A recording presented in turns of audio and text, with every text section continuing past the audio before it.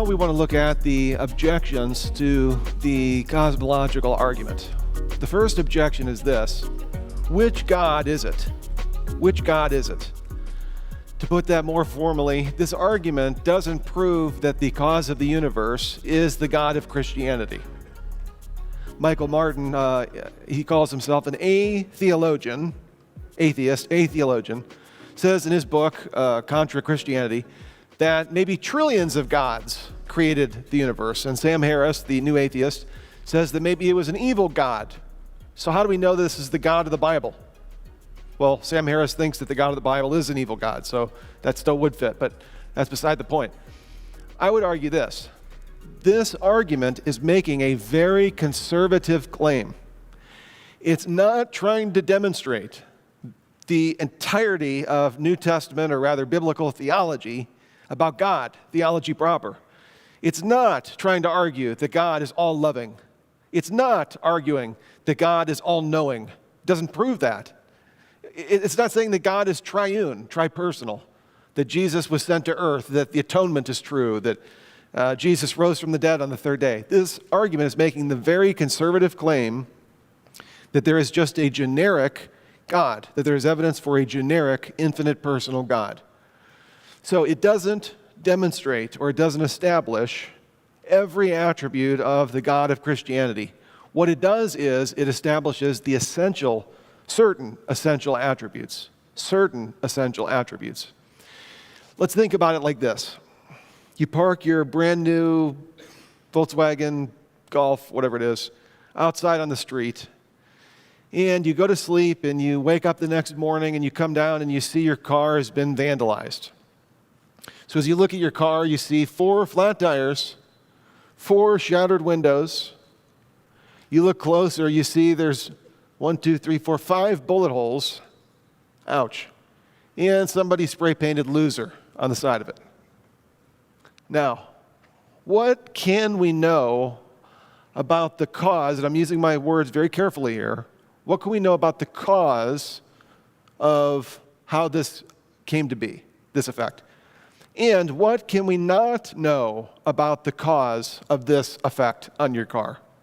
So if you called the police and you said to the police, I went to sleep and my car looked beautiful and then I woke up and it looked like this, what could we know? We could know something about the cause of this effect. We could know that the cause was very particular. 4 flat tires, that doesn't sound like chance and necessity. That sounds like somebody was doing something intentionally. Maybe it would show that the cause is volitional, personal. It could show bullet holes, 5 bullet holes, the ability to use a gun, and all in a specific pattern toward the front of the car.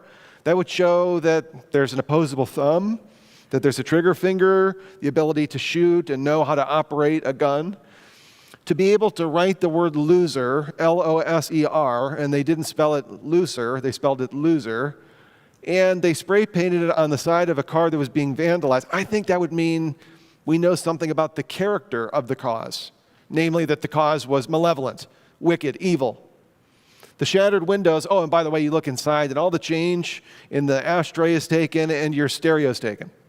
So they had a motive to take from you, and they had some use of money in a stereo. I think we would know that this wasn't a chimpanzee, right? A chimpanzee doesn't have all of those essential attributes to do this. We would know that it wasn't a colony of ants. We would know that it wasn't just a strong wind that came through. It might explain some of this, but it wouldn't explain all of it. It wouldn't have explanatory scope. It wouldn't explain all of the data, maybe just some of the data. The flat tire, 4 flat tires, that's like having all the light bulbs in your house go out at once. That's what we can know about the cause. What is it that we cannot know about the cause? I think it's a human. It could be a space alien. It could be a Klingon or a Vulcan. Okay, that could be. That's in the realm of possibilities.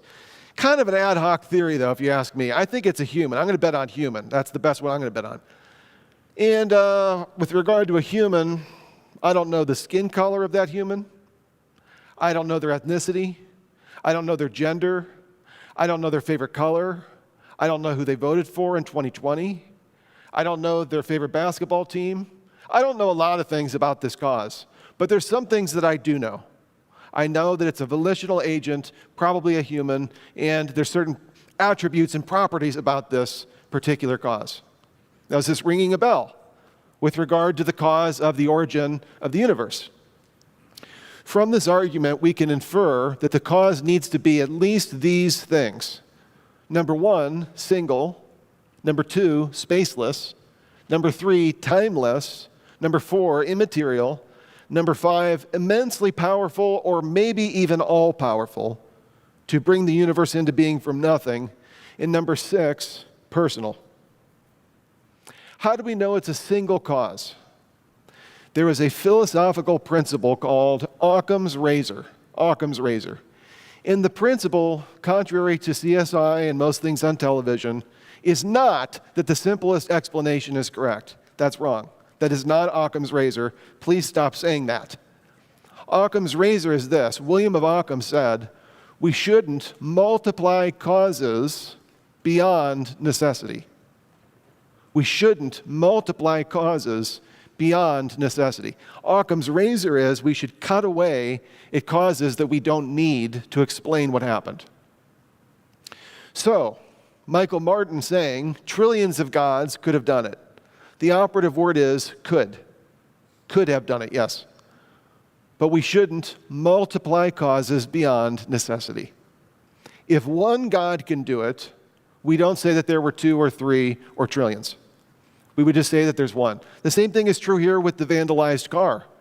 We wouldn't say that 54 vandals vandalized the car if one could have vandalized it. Now, could it be the case that there was 54 vandals that vandalized the car? Oh, sure. There could have been 54 vandals. But Occam's razor is this. All things being equal, we shouldn't multiply causes beyond necessity. Now, in Agatha Christie's mystery novel, The Murder on the Orient Express, there was a case where the villain was stabbed, I think it was something like 12 different times, and Monsieur Poirot, the French equivalent of Sherlock Holmes, he comes in to solve the case on the Orient Express. Spoiler alert, but it's been out for over a century. In the book, Monsieur Poirot discovers that the one villainous man was stabbed 12 times by 12 different people one time. But that's what makes it a twist ending. All things being equal, you would say it's one person stabbing the bad guy 12 times. The twist ending for Agatha Christie, what made it such a good novel is that it was 12 people, each exchanging the knife and stabbing the guy once. So could it be that there's multiple gods? Yes. But all things being equal, Occam's razor would say that there's only one. Spaceless, the creator of space couldn't be within space. The creator of time could not be within time, and the creator of matter and energy, which are inextricably linked, E equals mc squared, could not be material. So it needs to be a spaceless, timeless, and immaterial being. Immensely powerful. We don't know if this being is all-knowing. We don't know if this being is triune. We don't even know if this being is good. This could fit with deism as well as theism at this point. Fair enough. However, we know that this being, whatever he, she, or it is immensely powerful. And 6, that this being is personal. How do we know it's personal? If it was an impersonal being, a cause that's impersonal cannot give rise to a temporal effect unless it has the attribute of agency. Now, let me explain this. An ancient philosopher said that if you had a donkey looking at 2 different barrels of hay, and they're both equal barrels, identical, would the donkey look at the 2 different barrels of hay until it finally just couldn't decide which one to eat, and it just died? It starved to death because the choice was equivalent. It was equal. Well, no, he said, he would just choose one. Why? Because it makes a personal choice. The same thing is true of God. From eternity past, you can't have an eternal cause give rise to a temporal effect unless you have the attribute of agency or volition or personhood, whatever you want to call it. Because if you had an impersonal sequence of causes, that would just bring you right back into the same problem in the first place, which is that we need to have a domino effect to give rise to the Big Bang. However, If you have a personal agent, that agent can just decide when to start off that bang and bring the universe into existence. So you could even say that this being is personal. The biggest, and in my estimation, I should bite my tongue, an objection that I don't find to be very persuasive at all, yet all of the new atheists use it, all of the shock jock atheists love this argument, is this: if the universe needs a cause, then so does God. Why doesn't God need a cause? Wait a minute, hold on a second. The Cosmological Argument says everything that begins to exist needs a cause for its existence. The universe began to exist, therefore God needs a cause. No, therefore the universe needs a cause. So we're only saying things that begin to exist, but our view of God is that God never began to exist. So, first and foremost, this objection makes what is called a definitional error. A definitional error. It's arguing against something that is misconstruing the definition of that thing. When we're speaking about God, we're speaking about a being who by definition is uncreated, who by definition is uncaused. So it'd be like asking this: why doesn't a triangle have 5 sides? Because triangles, by definition, have 3 sides. Well, why isn't a bachelor married? Well, because by definition, a bachelor is an unmarried male. Who created the uncreated creator? You see the problem? The problem is, when we're speaking about God, or we're speaking about a thing, that certain thing has a definition to what it is. Let's say I was speaking about unicorns, and you were saying, well, why doesn't that unicorn have 2 horns? Well, because unicorns, by definition, have 1 horn. God, by his very definition, is uncaused, uncreated. We don't believe in a created God. We don't believe in a caused God. We call those idols. No one has ever believed in a created God or a self-created God. By definition, God has the attribute of aseity. A-S-E-I-T-Y. A, meaning from, and se, meaning self. He exists from himself. He is self-existent. Second, atheists formerly had no problem with the idea that something could be self-existent. You know what they thought was self-existent? The universe. Why is it that now, all of a sudden, they're raising this objection against God? In 1948, on the BBC radio, philosopher Bertrand Russell responded to philosopher Frederick Copleston when asked, why is the universe there, by saying this, quote, I should say that the universe is just there, and that's all. Why is the universe there? It's just there. That was in 1948. That was when the Big Bang was on the rise as a theory. Today, he could never get away with saying that. It's just there, and that's all. But let's not go down that route. My point is this. Russell, and atheists like Russell, for years had no problem with saying the universe had the property of self-existence. So if we were to say, what created the universe, an atheist would say, well, by definition, it has self-existence. Well, what created a self-existent universe? That's a nonsensical question. They had no problem. Why is it now all of a sudden we're asking who created God when we're saying God is a self-existent being?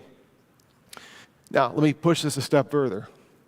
Something or someone needs to have the attribute or the property of self-existence. Something or someone needs to have the property of self-existence. Otherwise, nothing would exist. But because something does exist, we're here, that means something or someone has the property of self-existence. So we're not just saying, well, God has this property. We're saying someone or something needs to have the property. Let me explain it in this way. You go into the bank, Bank A, and you say, I would like to withdraw $100,000. That wouldn't be me, but let's say you go into the bank and you are saying, I want to get my $100,000 out of the bank. And I want paper money. I want the Benjamins here. I want the real thing. I want you to give me the money. I want to smell it. I want to go home to my bed and, Donald Duck, throw it up in the air, take a bath in it. I want the money, okay? And Bank A says, no problem, sir. We'll get that for you. And they go to the vault and they open up the vault. No money in the vault. We don't have $100,000. But they say, sir, don't worry. We'll call Bank B, okay? So we go over to Bank B. Bank B, we got this guy here. He wants his $100,000 in cash. Bank B says, no problem. We'll give you a loan. They go back to their vault. They open it up. No money in their bank. No problem. We'll call Bank C. So they go over to Bank C, and Bank C opens up their vault, no money in their vault. We'll call Bank D. Open up Bank D's vault, no money in Bank D's vault. E, F, G, H, all the way down the line. Here's the question. If there is not a bank that just has the money, it's self-existent, so to speak, it has the money in its vault, will you ever get the money in your hands? You say, yeah, well, they just keep borrowing money from Bank D to Bank C to Bank B to Bank A to me. Yeah, but Bank D doesn't have the money because it's not self-existent. And Bank C doesn't have the money. And Bank B, if no one has money in the bank, you're never getting your money. And if there isn't a self-existent being of some sort, whether that's the universe or God or something, we wouldn't exist. But we do exist. We are getting the money in our hands. That means that existence must have been tied to a self-existent being. You can't just have this being moved down for infinity if one being doesn't have this property itself. So we could put it this way. Premise one, either the universe is self-existent or something beyond the universe is self-existent. Premise two, the universe is not self-existent. Therefore, three, something beyond the universe is self-existent. So this is what they call a disjunctive syllogism. Either A or B, not B, therefore A. What is A? We're arguing that's God. And they're saying, well, I don't think that's God. He needs a cause as well. Look, something needs to have self-existence. Otherwise, we wouldn't be here. We've already demonstrated that the universe doesn't have it. The universe had a space-time matter-energy beginning. So therefore, something beyond the universe has it. We're saying God fits the bill. Hi, everybody. I'd like to thank you so much for the support that you've given over the years to this channel. I'd also like to let you know that I read every comment in the section below. So if you'd like to leave a word of encouragement or a question or a challenge or disagreement or a comment, I would love to hear from you. If not, I would love it if you would like and subscribe to the video. It really does help spread the word on this channel and the material. So if you're benefiting from it, please like and subscribe. Thanks so much.